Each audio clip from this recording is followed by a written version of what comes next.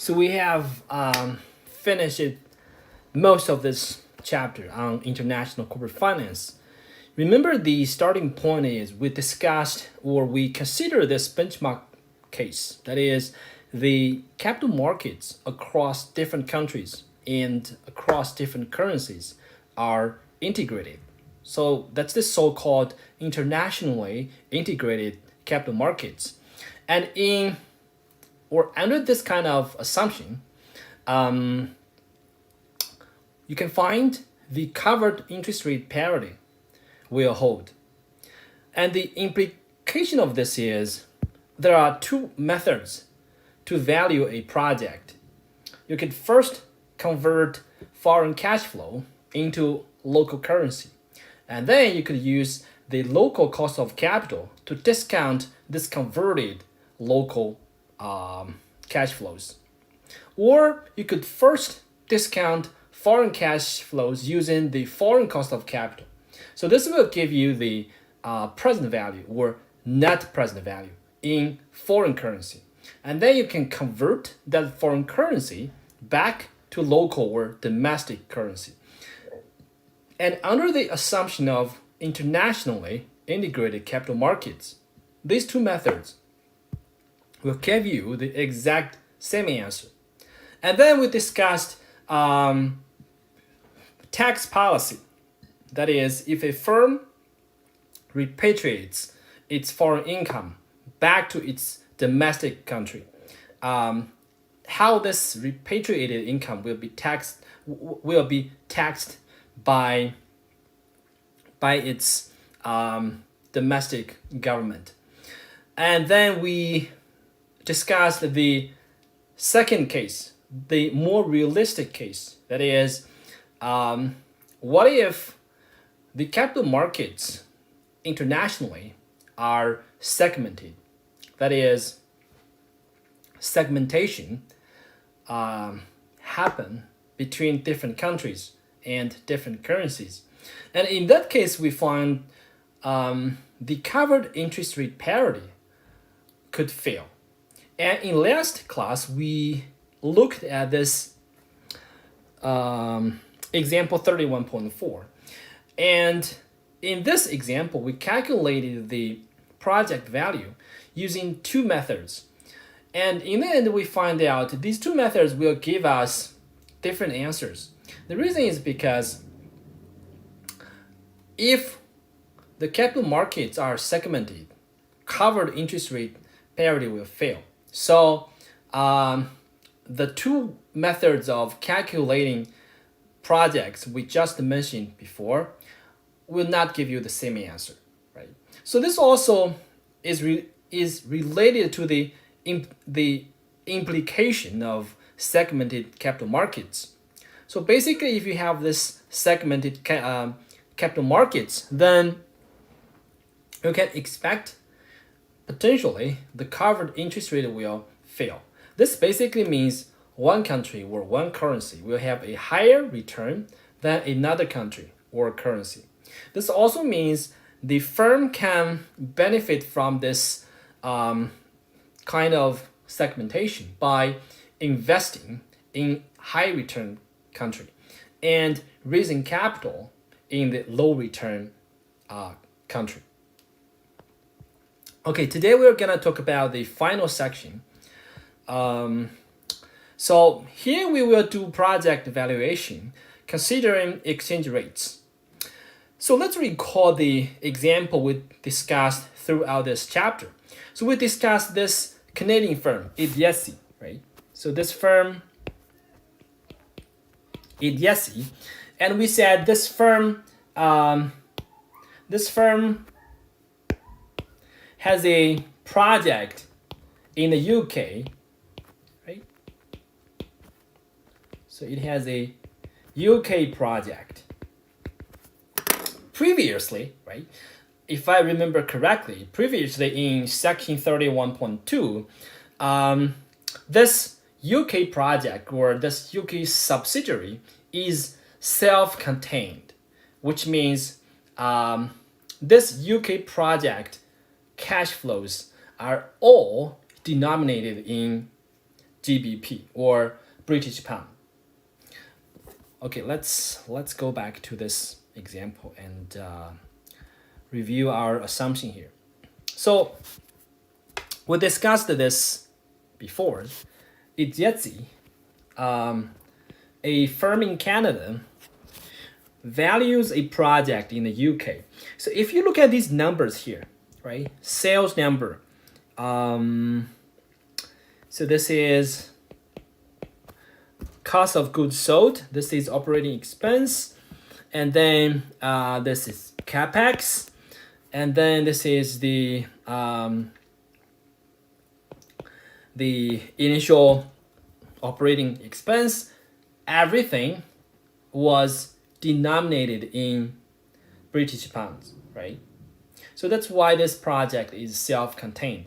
This basically means this Canada firm, if it wants to evaluate the project, then it can just discount all these cash flows together, right? Because they're denominated in the same currency, British pounds. So now we have to consider the more realistic case. So let's say this UK project itself contains exchange rate risk. So now we have the alternative assumption. That is, we assume this UK subsidiary imports materials from Canada. So in this case, you can imagine that this UK project's cash flows will be affected by the exchange rate between Canadian dollars and GBP, right? Okay, so as I said, this project's cash flows will be affected by exchange rates. And then you can imagine that if Canadian dollars appreciates, so let's say now the exchange rate is, let's say, it's 2 CAD per GBP. Now we can consider two cases, right? So let's say this exchange rate changes to 3 CAD per GBP, or it decreases to 1.5 CAD per GBP. In this case, you can see that if the exchange rate increases from 2 to 3, this means Canadian dollar depreciates, right? Now, in this case, you can imagine that from the perspective of the UK subsidiary, materials in Canada become cheaper, right? In this case, you can imagine this UK project's free cash flows will increase. And then if you think about the other case, let's say the exchange rate decreases from 2 to 1.5. In this case, Canadian dollars become more expensive. So we say CAD appreciates. And in this case, from the UK subsidiary's perspective, the GBP cost of these materials will increase. So this basically means the free cash flows of this UK subsidiary will decrease, right? So obviously, you can see that in this case, the UK project's cash flows are not self-contained. It contains exchange rate risk. It is affected by the exchange rate between CAD and GBP. Okay, so how do we do project valuation in this case, right? Well, in these kind of cases, what you will do is you will separate the cash flows according to the currency, right? So basically in this Yetzi example, we will separate its cash flows into GBP cash flows and CAD cash flows. And then we will do one currency first, and then we will think about the other currency. And then we could combine our results from these two currencies, which will give us this final answer. Okay, so let's say the cost contains two currencies. Partially, $5.625 million of Ijeti's costs are in GBP. And the other part, that is 20 million Canadian dollars or 10 million GBP, are affected by the value of Canadian dollars. Obviously, the reason is because this part of costs is about importing materials from Canada, right? So you have to think about the exchange rate. Note that this assumption here is obviously different from the previous example. In that example, we assumed the cost of goods sold of this UK project is always 15.625 million, right? In that case, you can see that the costs are always measured in GBP. And now this cost contains two parts, right? A CAD part and a GBP part. The CAD part is basically 20 million CAD, and this GBP part is 5.625, right? So that's the only difference here. The costs now have two currencies. Now, what we're gonna do is we will first focus on this part, right? We will first focus on the GBP costs. And with GBP costs, we can calculate the UK subsidiaries GBP free cash flows. And then we will do the adjustment. And then we will consider the cost based on Canadian dollars. Okay, now as I said, the first step, our goal here is to find out this firm, Ijeti's GBP free cash flow, right? The important thing is we're looking at free cash flows in British pounds. Or we're not looking at free cash flows in Canadian dollars. And if you compare the example here with the example in 31.2, the only difference here is COGS has changed. Previously, in 31.2, COGS is always 15.625, right? It's always 15.265. But now, we have said, where we have assumed only $5.625 million are in British pounds.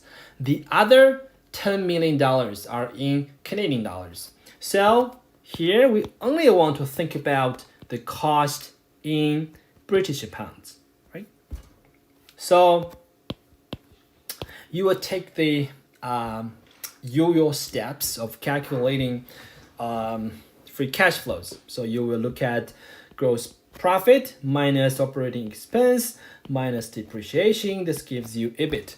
And then unlevered net income is essentially the after-tax EBIT. Right? So this gives you unlevered net income. Then go from unlevered net income, you will plus depreciation minus capex and minus the increase in net working capital. And this will give you free cash flow. So note here the free cash flows are denominated in British pounds. And we wanted to combine the two currencies. So we have to do currency conversion. And now what we can do is we can convert the free cash flows in GBP into free cash flows in Canadian dollars. So why do we want to do this? Well, because we know that we still haven't accounted for $20 million of costs denominated in Canadian dollars. So we have to convert the GBP free cash flow into CAD free cash flow. Then we could adjust this 20 million Canadian dollars of cost, right? Okay.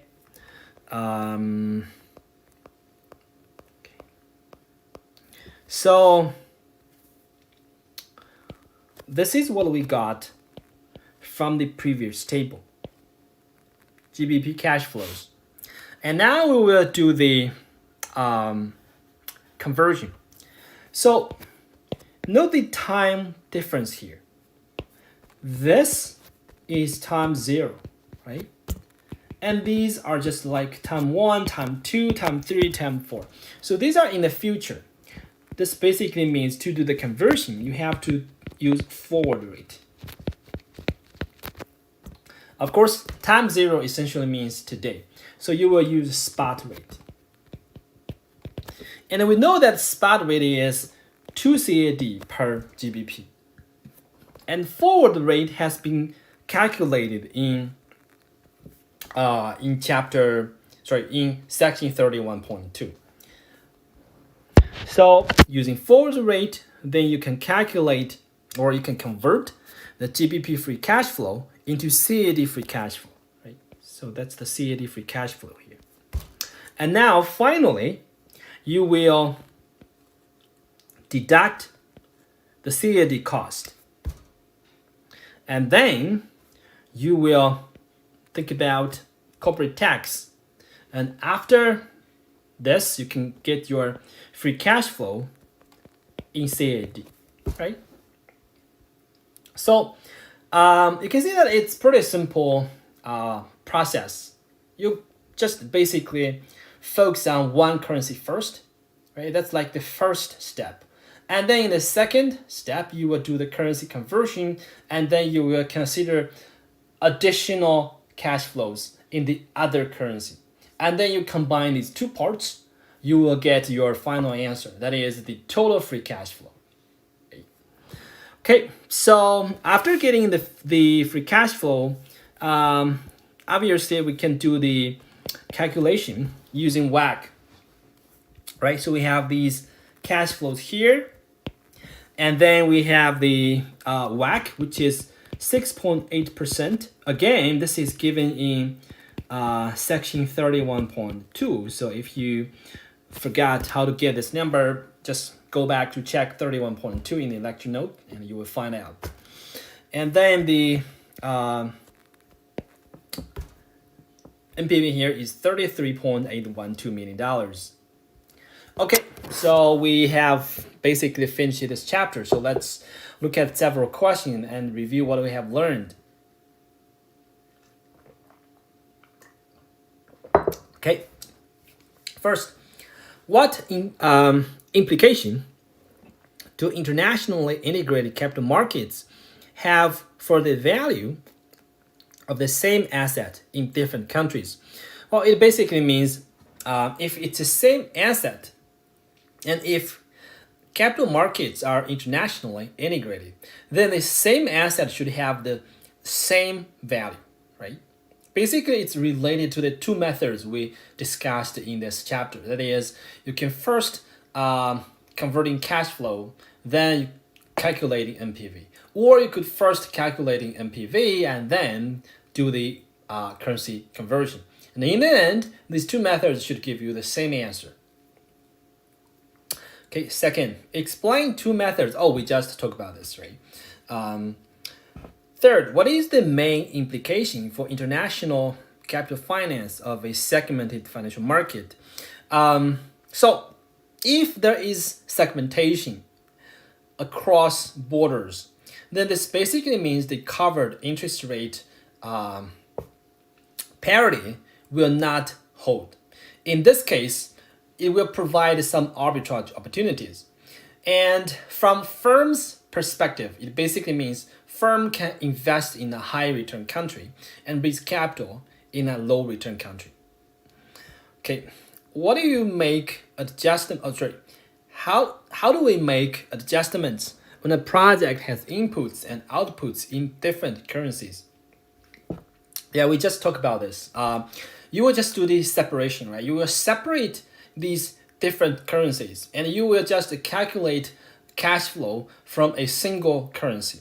And then you will combine these cash flows from different currencies. How do you do the combination? Well, of course, you have to convert currency, and after converting currency, after all these cash flows, they have the same currency, then you can do the combination. Just think about the example we just mentioned, right? So you would first focus on GBP cash flows, and then you will do the currency conversion, converting GBP free cash flows into CAD free cash flows. And then you will combine the CAD free cash flow with the additional CAD costs. And combining these two components, you will get your final answer, right? Your total free cash flow in Canadian dollars.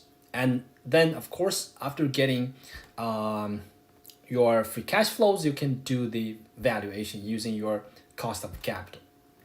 Okay, that's for 31. So we have one more chapter, and that's our final chapter in this semester. So this is a pretty simple chapter. So chapter 29 is about corporate governance. It's pretty simple because you don't get any formula. If you think about chapter 30, right, risk management, it's pretty complicated. You have a lot of formulas. And then chapter 31 is better, but still you still have to do some calculations and understanding those formulas. But here, you have a better time here. Okay, so we will basically talk about what is corporate governance, right?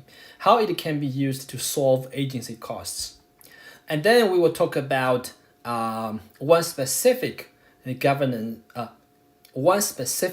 corporate governance mechanism, that is board of directors. And then we will talk about the second mechanism, compensation policy. And then we will talk about how to manage agency conflicts. And we will talk about additional force to impose corporate governance, that is regulation, laws and policies, right, by governments. And then we will briefly talk about corporate governance around the world. Okay, so first, why do we need corporate governance? Well, the reason is because there are conflicts of interests between managers and investors. Here are some examples. First, what is conflict of interest? But just by the name, right? So it basically means managers and investors have different interests. So why this could be a problem? Well, because supposedly managers, including CEOs, they work for investors. So supposedly they should put shareholders' interest at the highest importance, right? However, in reality, this is often not the case, right? Managers, they have their own interests, and their own interests can differ from investors' interests. So in this case, there will be conflicts of interests. So here are some examples. Mergers and acquisitions motivated by managers' empire building. So why this is called conflict of interest? Well, because from shareholders' perspective, let's say shareholders wants to maximize their returns. But then from managers' perspective, the managers just want to make the firm larger, right? So you can see that these two kinds of goals could conflict with each other. So there will be conflicts of interests. And then the second example is excessive perquisites, such as private jet or family vacations.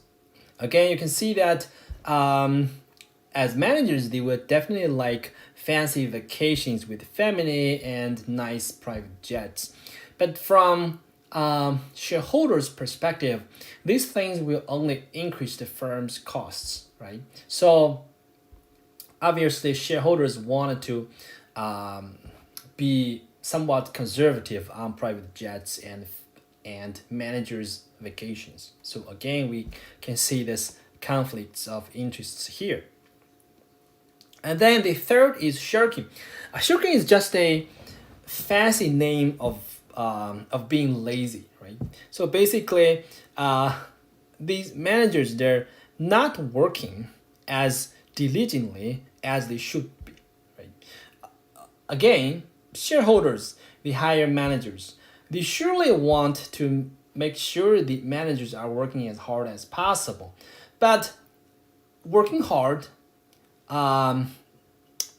is not always the most preferred choice for managers, right? So in this case, you will again see this conflicts of interests. And then, so why do we have these conflicts of interests? Well, the fundamental cause of this is because of the separation of ownership and control. And we know that for modern public firms, this separation of ownership and control is very important, right? If you want to efficiently run the firm, you need this separation, because by separating ownership and control, you can let more talented managers to control your firm, right? So this basically means that you can manage your firm better, at least from managerial talent perspective.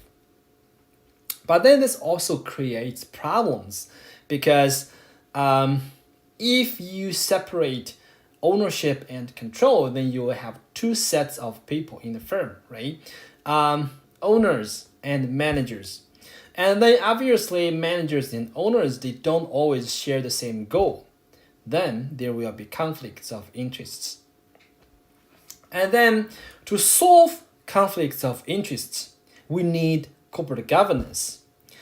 Essentially, you can see that corporate governance concerns how to better govern a corporation, right? Or following the textbook, corporate governance is the system of controls, regulations, and incentives to mitigate the conflicts of interests between shareholders and managers. So the definition here looks pretty dry. Here are the controls. So here are the controls. Oops. So controls basically means internal controls. That is, controls within the firm. Most likely, this refers to board of directors, because board of directors is very important internal control mechanism to monitor managers. And then we have regulations. Of course, the regulations here could refer to laws or some requirements by different stock exchanges. Incentives. So here we use incentives to refer to compensation policies, because how you compensate the managers will affect their incentive to work for you. Okay. Now first, let's talk about controls. Specifically, we want to talk about board of directors. Okay, so before talking about board of directors, you need to have a basic understanding of this structure in public firms. So generally, you can imagine that you will have a CEO, right? And then you will have other, let's say COO, CMO, CFO, right? So Chief Operating Officer, Chief Marketing Officer, Chief Financial Officer. And then the report to CEO. So let's call these as C-level executives, right?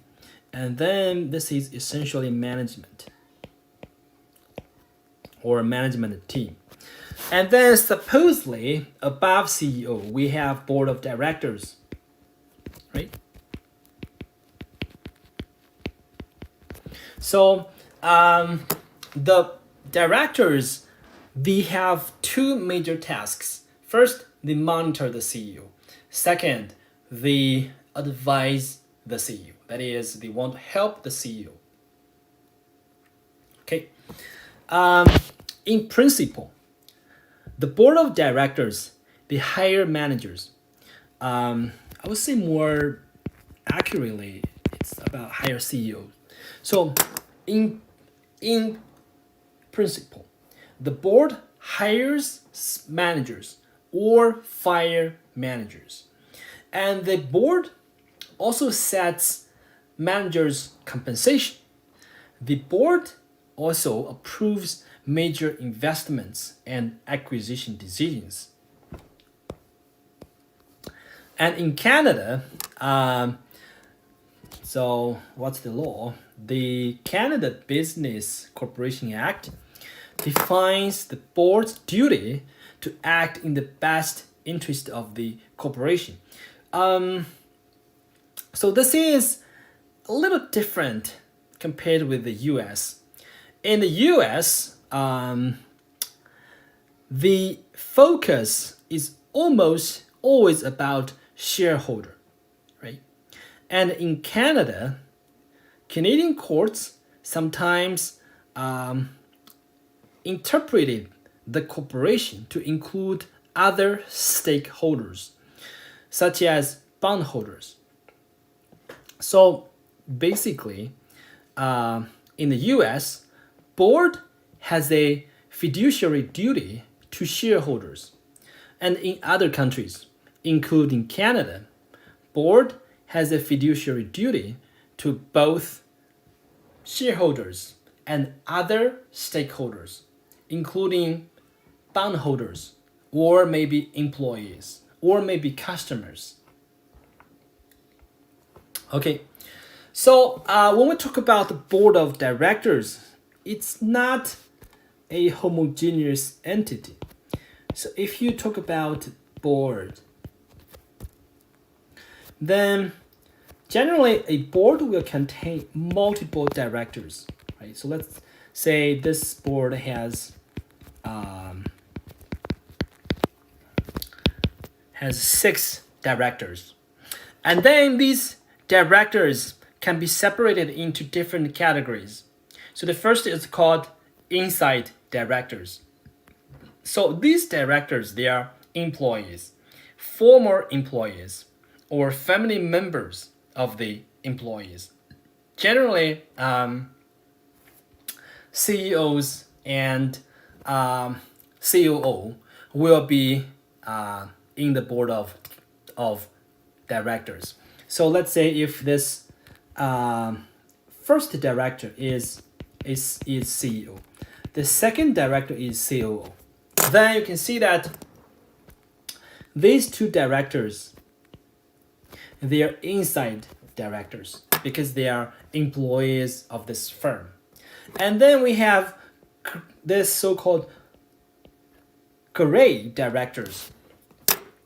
So these directors, they're not as connected to the firm as inside directors, but still they could have some potential financial or business relations with the firm. And then we have independent directors.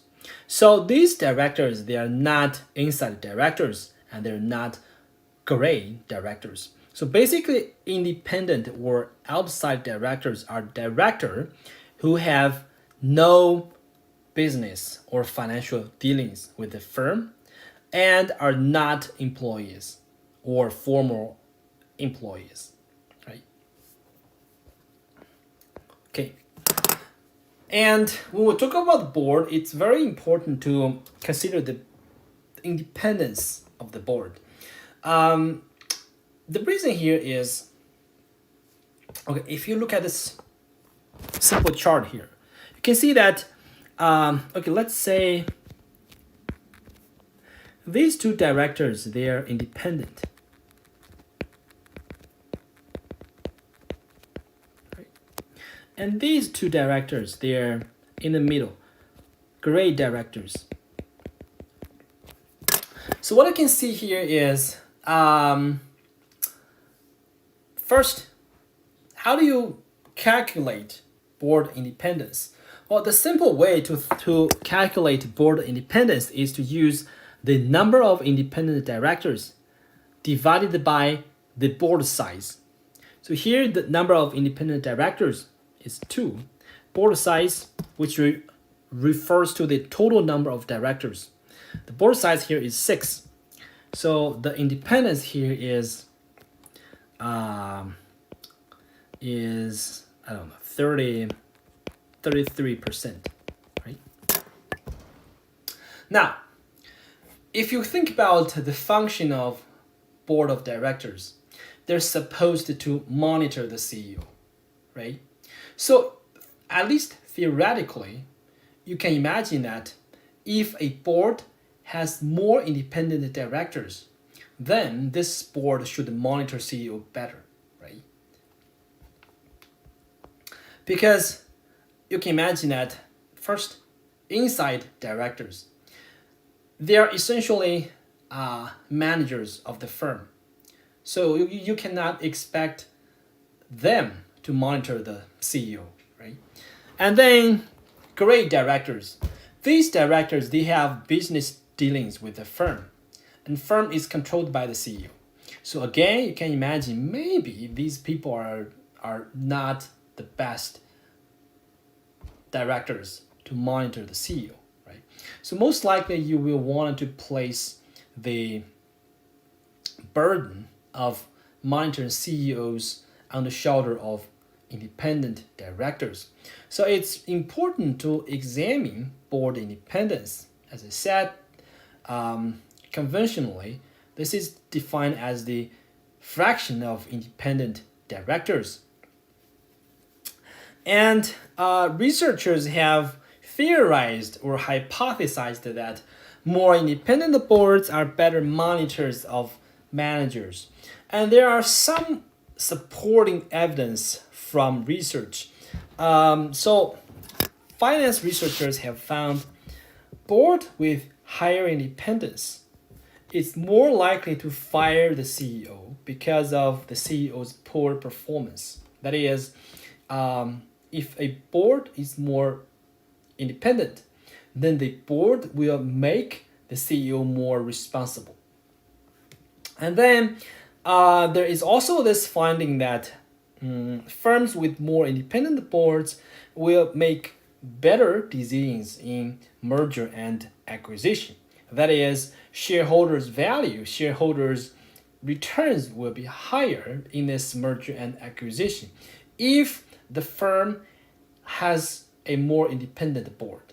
So this basically implies that if the board is more independent, then it will protect investors' value better. But the interesting thing is, if you look at the literature, there is very little evidence to show that board independence actually increases firm performance. So why do we get this result, right? Because basically, you're expecting that more independent board should monitor the CEO better, and then potentially more independent board should lead to better firm performance. But data does not support this. We couldn't uncover this supporting evidence that board independence actually increases firm performance. The reason is, first, you can imagine that there are a lot of factors affecting firm performance, right? Firm performance can be affected by market condition, central bank policies, regulations, CEO talent, and R&D, board of directors, right? So it's hard to isolate the effect of board independence if you have so many factors affecting firm performance. And the second reason is independent directors' personal wealth is very weakly related to firm performance. Why do we get this result? Well, because independent directors, their compensation is very small compared with CEOs. So this basically means that their personal wealth does not change much. Even firms' performance becomes better or become worse, right? So this basically means from their wealth perspective, maybe they just don't care. A very simple example. So let's say there is a independent director who serves obviously as a director for a firm. And this firm pays this independent director every year $200,000. Now you can imagine that this independent director will always get this $200,000 no matter whether the firm's performance is good or bad. Maybe you would say, okay, maybe we can give some stocks of the firm to the independent director, but still, you will only give him about $20,000 worth of firm's shares. Still, this director's personal wealth is not very responsible to the this director's personal wealth is not very responsive to the firm's performance, right? Okay, the third explanation is the busy director effect. This is more recent research. So basically, research have found that a lot of directors, they are very busy. So you can see some directors, they actually serve as directors for 3 different firms.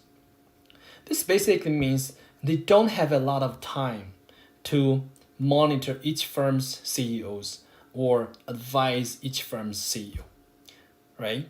Because they don't have much time, then the effect of monitoring CEO from the board of directors will be quite small due to their time constraint.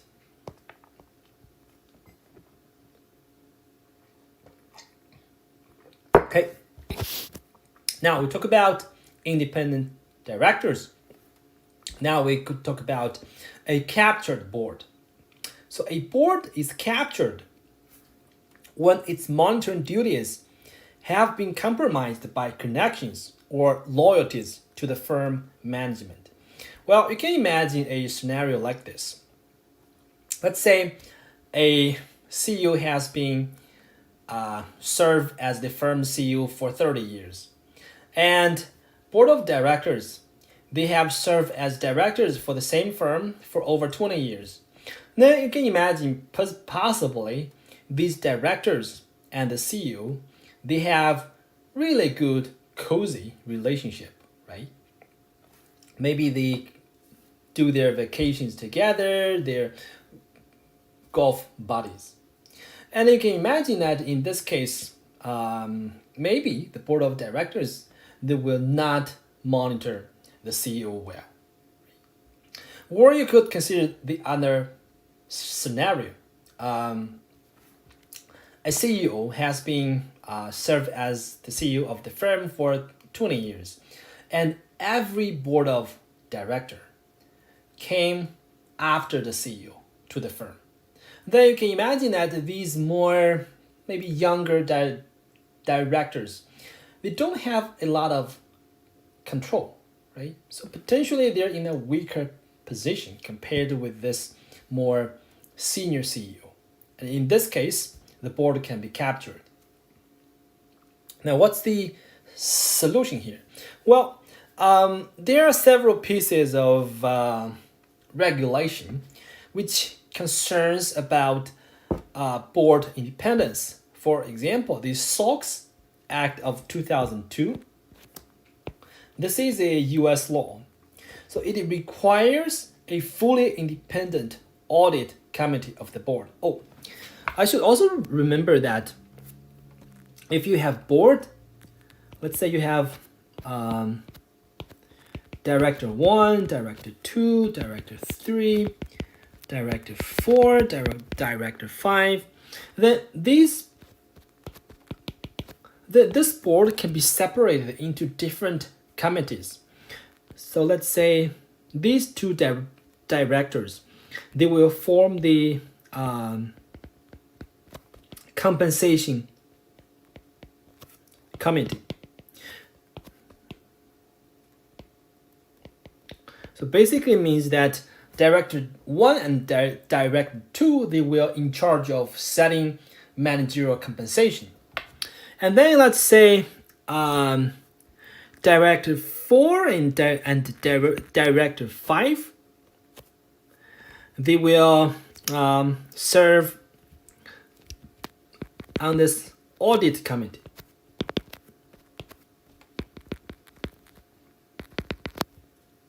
And just from the name, you can see that this committee is in charge of auditing financial statements.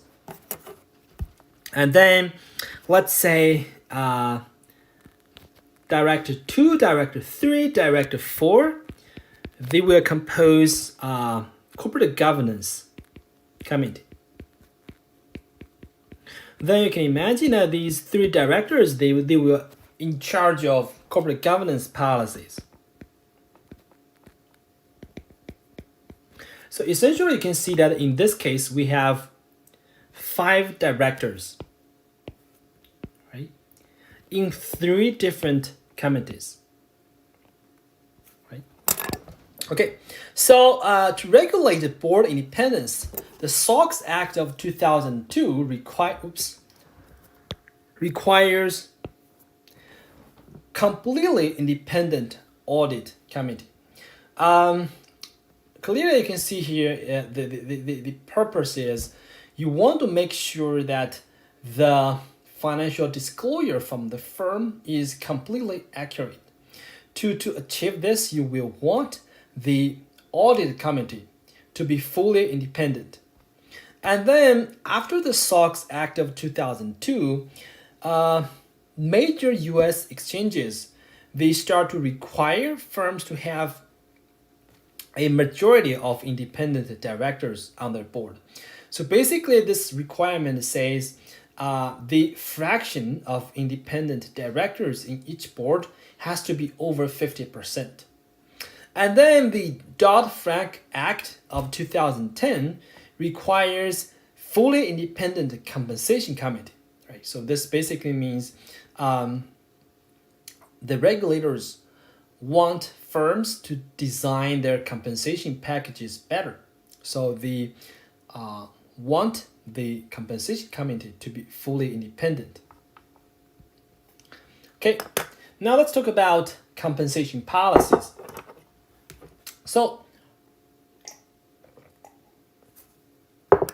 we argue that there are conflicts of interests between managers and shareholders. And then the first solution is board of directors. Right? So we want board of directors to monitor the CEOs. And to achieve this, loosely speaking, we want a more independent board. And then the second mechanism, which could be used to solve the conflicts of interest, is compensation policies. The purpose here is we want to use compensation policies to reduce the conflicts of interests between managers and shareholders. So this is actually easy to understand, right? So let's say we're thinking about a firm, right? So this firm's ownership is separated into 2 parts. So let's say owners has 100% ownership, and managers has 0% ownership. And to compensate the managers, their compensation is $1 million per year. You can imagine that in this case, the managers, they have very little incentive to work for shareholders, because whether the firm's performance is good or bad, the managers will always get $1 million, right? Now, think about the second scenario. In this case, owners will retain just 90%. And managers, they're compensated with 10% of shares. And the compensation package will be $0.3 million and plus 10% shares. Now, the key here is this 10% shares, right? Obviously, the CEO knows, the manager knows, if the firm has higher performance, then the value of these 10% shares will increase. So you can see that by giving managers or CEOs shares as compensation, this will make managers care more about shareholder value. That is, equity compensation will reduce the conflicts of interests. So because of this simple reasoning, this simple argument, many firms have adopted compensation policies that include stock or options. And obviously, just by our arguments, you can see that these stocks and options will give managers this incentive to increase share price, right? Because increasing share price means their stocks and their options will be more valuable. And this will also at the same time increase shareholders' wealth, right? So by using equity compensation, we can tie managerial wealth better to the wealth of shareholders, and this will reduce the conflicts of interests.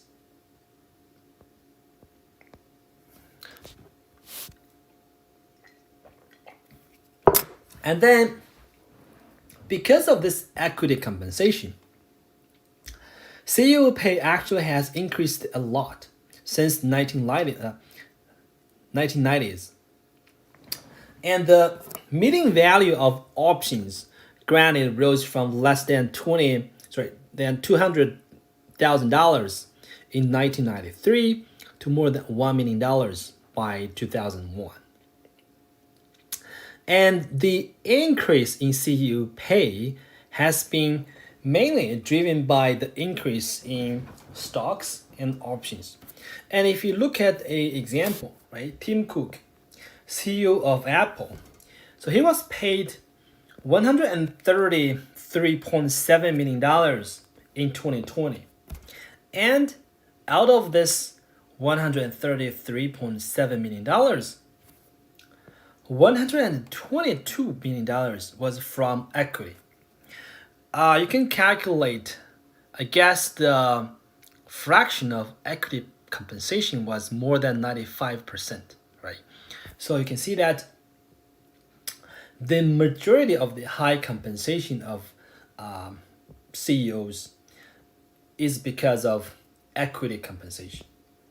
And if you check the historical figure here, you can see that, okay, first you get years on the horizontal axis, and then you have the compensation. I think this is median compensation. Okay, so this is the median compensation for 1,600 largest public firms from 1993 to 2014. And then you can see that we separate the compensation into three components, right? So we have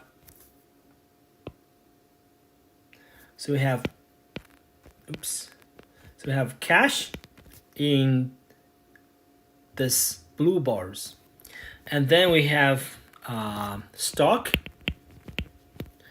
and options, and then we have deferred compensation.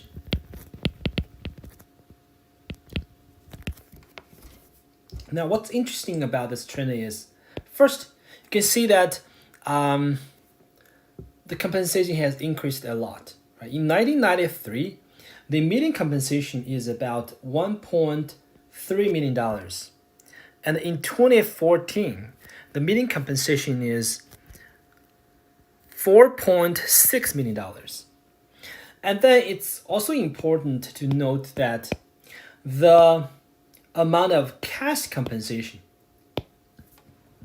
stayed the same, right? It's almost flat. And you can even see that there is a slight downward trend in cash compensation. And then what matters is this equity compensation, right? Equity compensation has increased a lot, right? You can see this year-over-year large increase in equity compensation, right?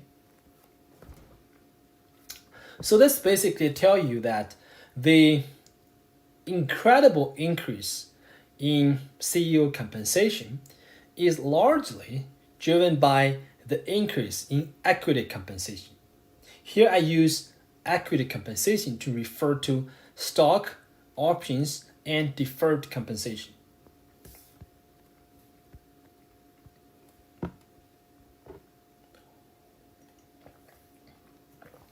So the first effect of using equity compensation is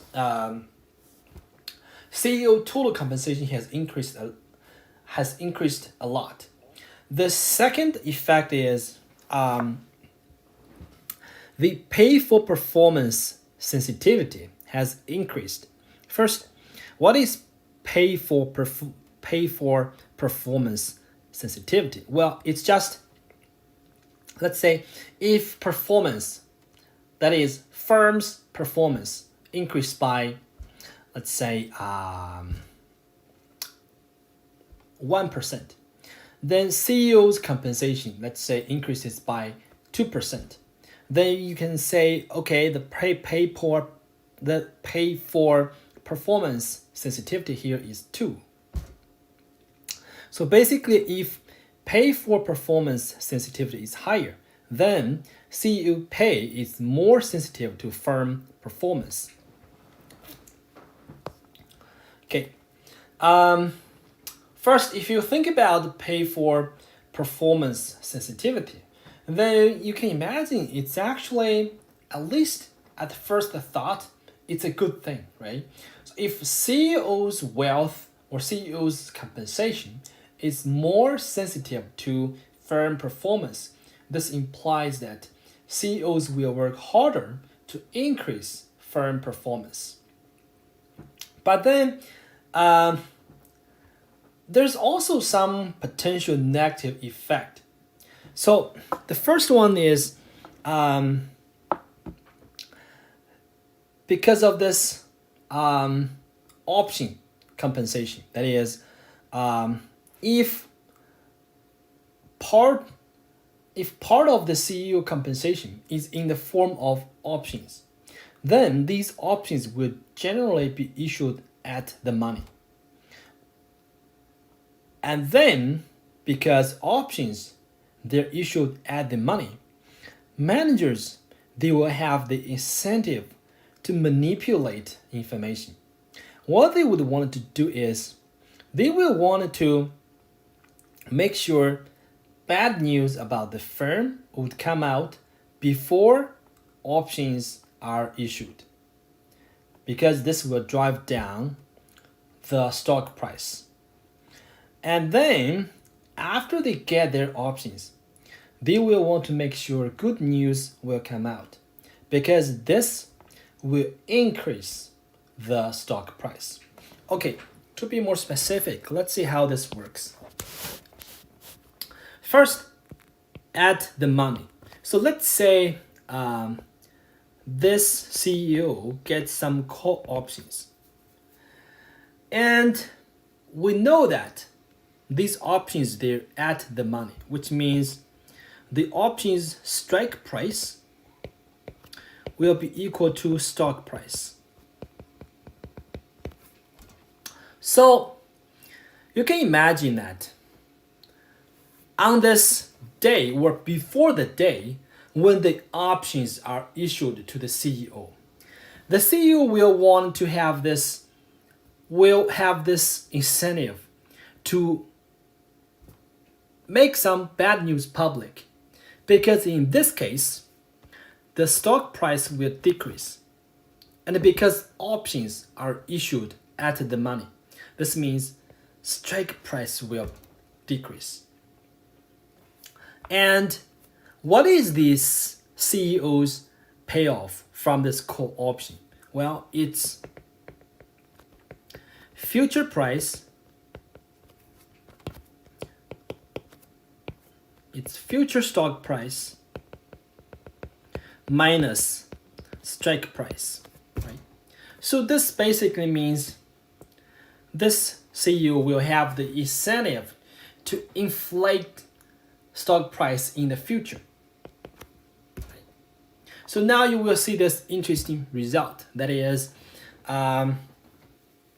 making bad news public before options are issued. This will drive down strike price. And then get good news out after options are issued.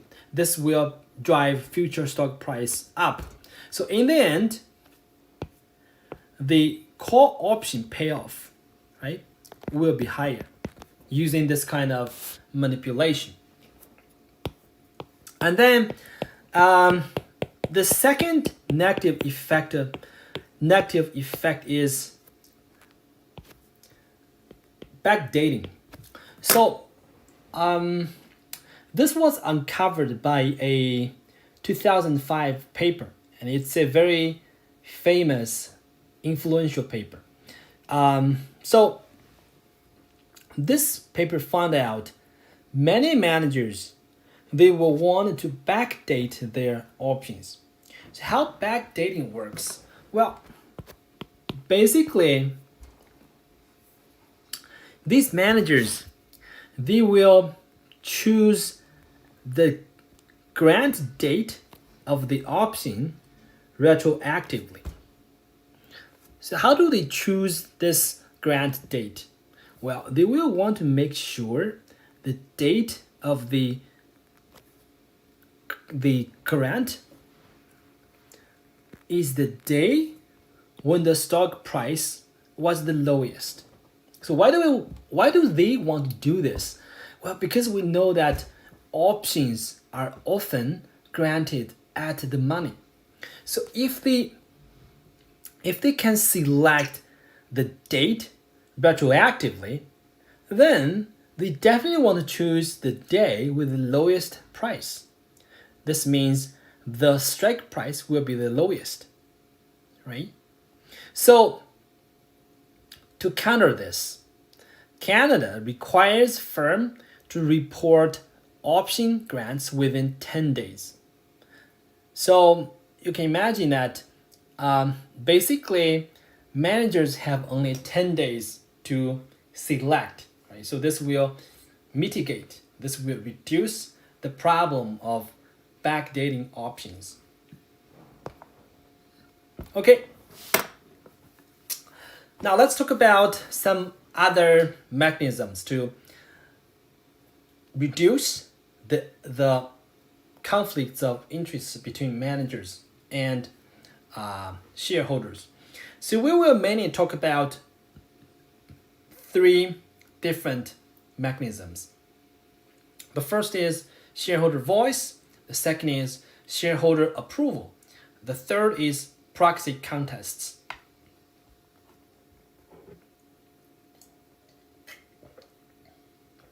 So first, shareholder voice. This refers to the case that any shareholder can submit a resolution which is put to a vote at the annual meeting. So you can see that basically this gives shareholders a channel to voice their concerns, right? And this kind of resolution can be about business itself, or it could be about corporate governance, such as compensation, or about board of directors, or about poison pills. And then the second one is shareholder approval. This is really because if a firm will have some major business operations, some major actions, then these major actions have to be approved by shareholders. For example, in a merger and acquisition, target shareholders must approve the merger agreements if this merger wants to go through. And then there's also this say on pay. Just from the name, you can see that this basically means shareholders should have a say on CEO pay or on CEO compensation. This works like this. Shareholders, they can have a non-binding vote to approve or disapprove of the compensation for managers each year. You can see that this is a non-binding vote. So basically it means that even shareholders, they vote against the compensation plan, then still, the compensation plan will just still go ahead because it's non-binding vote. But empirically, if you look at data, you can see that firms and board of directors, they do care about these non-binding vote. So if shareholders, they vote against the compensation plan, then you can expect generally board of directors, they will address investors' concerns in the future. And then there are also proxy contests. It basically means that if shareholders, they're unhappy with the current management or the current board of directors, then they can launch a proxy contest. What this proxy contest means is they will introduce a new set of directors for election, and they will and these unhappy shareholders, they will try to win votes. So if they can get enough votes, then their own if they can get enough votes, then their own directors can get elected, and existing directors will be pushed out, right? So you can see that using this kind of proxy contest, shareholders, they can have choice between the board of directors put forth by management, and they can have a different set of director candidates put forth by some descendant shareholders. And you can see that proxy contests actually are quite effective from shareholders' perspective. So here we have two cases. Here we have two cases. So this one, maybe I should first talk about the horizontal axis, right? So we have year here. Vertical axis talks about fraction of contests. So you can see that just from the blue curve, you see that about 20% of the time, management will lose in this proxy contest. And then in recent years, about 60% of the time, management will actually settle with the descendant shareholder. So you can see that if you combine these two numbers, in recent years, you can say, well, maybe you can say shareholders will win about 80% of the time in the proxy contests, right? Okay, so that's for today's class.